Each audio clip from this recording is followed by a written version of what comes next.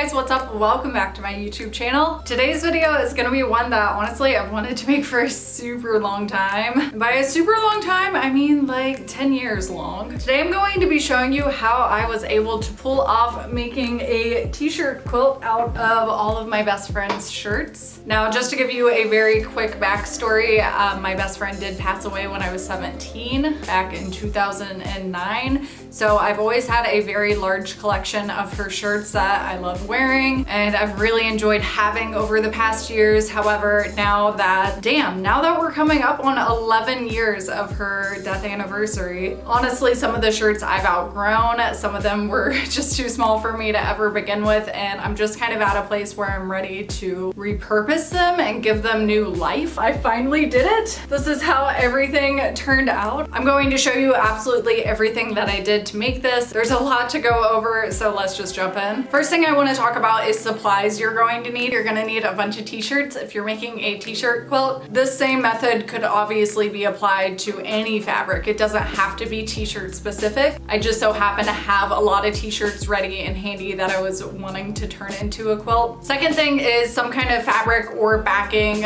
for the actual blanket. You're gonna want to sew this onto some kind of a backing. Now, since we are in the midst of all the corona lockdown and stuff, I couldn't get out to a craft store, so I just sewed all of this onto a blanket that I already had, trying to repurpose, trying to use things already in my home because I can't leave my home, at least not for something as frivolous as a craft store trip. But I also ordered a couple of things on Amazon to help me finish this project. First thing is a square ruler. I did not know that these existed. It is just a piece of plastic. It is a 10.5 by 10.5 square ruler. This is what I use to cut out all the shirts with as a template. A tip I did discover a little too late, but I just wanted to pass it along to you guys. I did spend, I think, probably like $10 or $12 on this ruler. You could just as easily cut out a piece of cardboard and use a piece of cardboard as your template. Wish I would have known that, would have just done that, but whatever. I now own a square ruler. Since you're going to be cutting so many things out, you're gonna want to get some kind of a craft mat, but this is gonna help so you can cut directly on it. So you could use like a razor blade on top of this mat and it's not gonna actually cut this matting. This one's nice too because it does give you a grid and numbers. So, you know, again, if you were on a tighter budget, you could use this as your measuring template and just cut everything out onto this. It's also double-sided. We got blue and pink, boys and girls club. And then this little guy, which is probably my new favorite tool of life. This is a rotary cutting tool. I did not know that these even existed. It's a razor blade that just pops out and you can just slide cut fabric. It's genius, really. I mean, like, oh my God. This helped make things go by so seamlessly and so smoothly. Highly recommend. In order to prepare for me to make my t-shirt quilt, I did watch a couple of YouTube video tutorials, so I will link those down below. They were very helpful. They were very informative. They did things all the right way. I'm not doing things all the right way. I obviously like to do things my own way, so I took some creative liberties and just kind of did whatever I felt like to make this, honestly. And the last thing I had to buy for this project, I actually don't have because I used it all.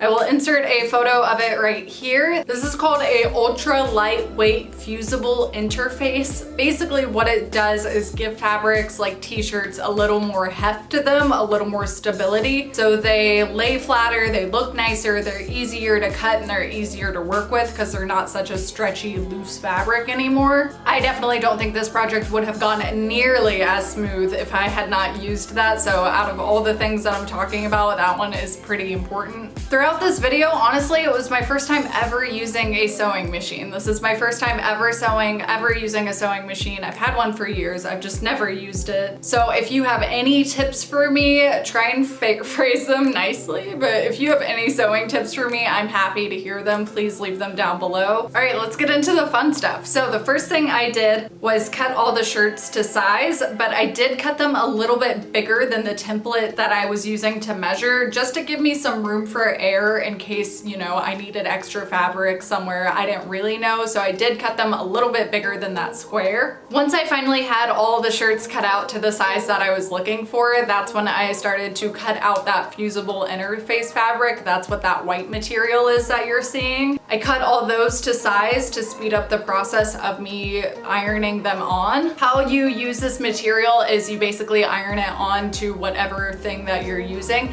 It does say to use it with steam and to use it with moisture and to use a damp cloth in between the iron and the fabric, and you can see in these clips I'm obviously not doing that. I think it probably would have gone better had I followed the instructions that were on the package as the manufacturer told me to, but I'm just a rebel at heart and I just felt like doing things my way. And it did work. However, I do think I would have gotten a stronger, better, crisper bond had I done it the way they were telling me to. Once I had all of the shirts fused and bonded to that material, then I actually cut them out true to size. I laid them all out on my cutting mat and then I just cut them all exactly true to size so that I could be working with somewhat of the same size. There were a couple of pieces that were just not big enough that I had to cut into smaller squares, and you'll see that in these clips as well. And for those, I just tried to make clean, straight cuts to get those crisp. Once I had them all fused together and all cut out, I started playing around with a pattern that I wanted to see them in, and I pretty much just laid them all out onto the floor on top of the blanket that I was gonna sew them to. And once I had them arranged in the order that I thought looked good, I took a photo of it and then I kept referencing that photo later when I was sewing it all together. Like I said, this is my first time ever using a sewing machine, so I wasn't super familiar with what I was doing. I started out trying to sew everything on a zigzag stitch, and as you can see, I'm having a lot of difficulty. Anytime you see me open up my machine, that means I got my thread tangled and it clogged up on me and I didn't know why that kept happening. Honestly, I'm still not totally sure why that kept happening, but I switched over to a straight stitch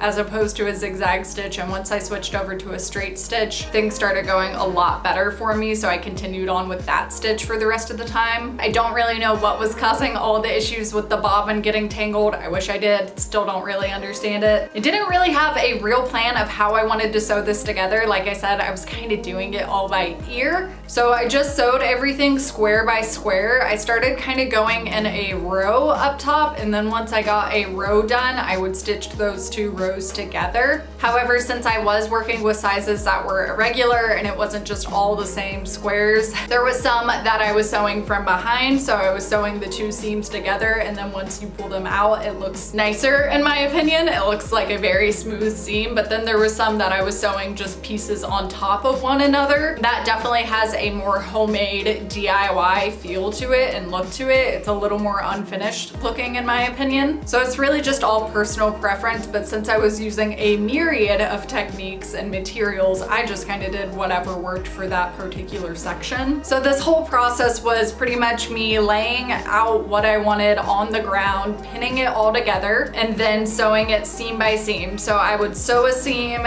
finish it, look at it, put it back on the ground, pin another piece to it, and then go back to my sewing machine, sew one more seam, and then come back, put it on the ground, pin it, sew another seam, and I continued to do that this entire process.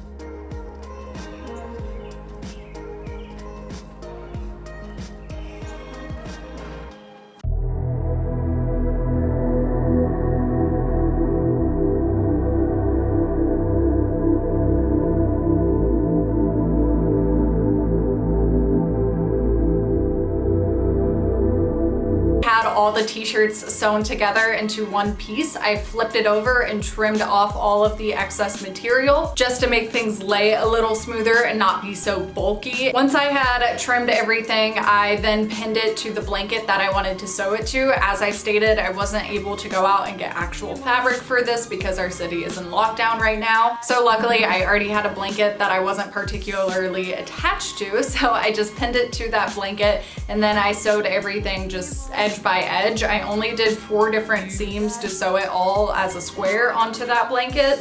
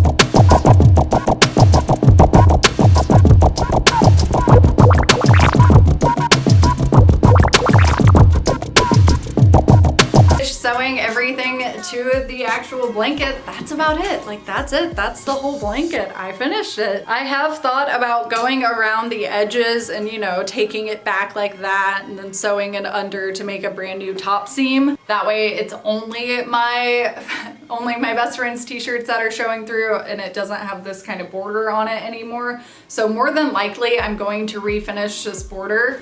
But for the 100th time, sorry to say it again, I can't leave my house right now. I can't go out and get material. I can't get any kind of borders or anything like that. So that's gonna have to come at a later date, which is totally fine with me. I'm okay staying inside and not spreading a disease to people who could die from it. That's fine by me. That is it, you guys. I had the best time making this. Honestly, it has been such a stress reliever to be able to sew and to come in and have a project to work on. I'm kind of sad that it's over. I definitely want to continue to sew. I want to learn how to make garments. I want to learn how to do all the things. I'm trying to crawl before I walk, but right now I definitely feel like running. But I'm definitely proud of this. It makes me so happy. It makes me feel like I have a piece of my best friend back in my life. I'm not gonna lie, I laid on it the other night and just had a good cry. It was wonderful. It just feels nice to be able to see like my best friend again, kind of like it's her memory, you know what I mean? Because like I said, all of these shirts were just hanging up in my closet, like not really getting any use or anything, but now I can actually see them and it reminds me of her and it brings a lot of joy to my life. So I really appreciate having this. It probably took me like a week or two total, you know, on my off days I worked on it, and I worked on it here and there whenever I came home from work. It didn't really take that much time. I mean, if I was really thinking about it and I was really pedal to the metal, I could probably get it done in 3 days, but I took my sweet time, so it probably took me about 2 weeks to finish this project. But like I said, I loved doing it. It was really nice for me. I love how customizable this idea is, you know, and honestly, if you have a best friend who has passed away or any loved one that's passed away, I would really recommend this. Like, it was really therapeutic for me because like now I have her, like she's back a little, like obviously not really, like obviously this is not my best friend, but it is a piece of her, which like it just feels nice. Like, I just am grateful to have a piece of her, I guess. And even there's so many things she used to sew. We used to hand sew all of our shirts because we were so skinny, so we would sew all of our shirts to be smaller. So like things like this anarchy patch, like this is an actual patch that she sewed. She made this back in the day, so it's just cute to be able to have this on here. As well as this one down here, this rancid patch. This is another one that she hand sewed and did totally by herself. Everything we did was hand sewed because we didn't know how to use sewing machines and I don't think we had them. But now that I have one, it's definitely made my life easier. This would have taken me like 5 years to do by hand, so it was incredible. Thank you all so much for watching. I really appreciate you guys being here. I hope you're all staying safe and washing your hands and staying inside. Like I said, if you have any comments on how I can improve my sewing skills, please leave them down below. I'm always here to listen. Really do appreciate you guys being here, and yeah, I'm gonna wrap it up now, but thank you so much for watching. I love you guys. I hope you're having a good week, and I will see you next Wednesday. Bye guys.